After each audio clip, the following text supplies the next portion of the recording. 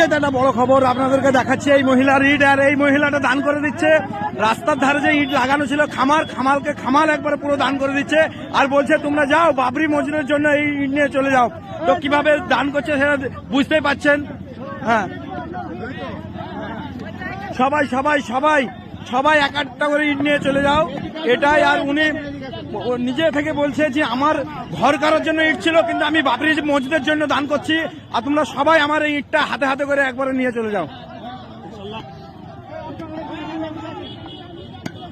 তো দেখতে পাচ্ছেন কিভাবে ইটের খামাল রাস্তা থেকে সব নিয়ে যাচ্ছে, আর এই আমার চাচি মানে দান করে দিচ্ছে, যেহেতু বাবরি মসজিদে ইটের দরকার, আর সেই কারণে দান করছে, আর সবাইকে ডেকে বলছে আমার ইটগুলো সবগুলোই নিয়ে চলে যাও। তো আপনি কি উদ্দেশ্যে দান করছেন? আমি আল্লাহর হস্তে মসজিদ হবে বলে দান করছি। ও, এটা আপনি ঘর করার জন্য নামাইছিলেন?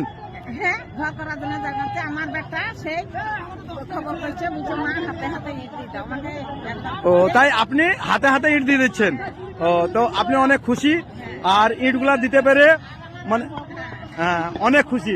তো খামাল পুরো নিয়ে চলে যাচ্ছে, কেননা বলছে আমার যতটা ইট লাগবে, আমার যতটা সমর্থন আছে, আমি পুরোটাই আমি এই দিয়ে দেবো এই ইট, তা তোমরা সবাই নিয়ে যাও, আমার খামাল যত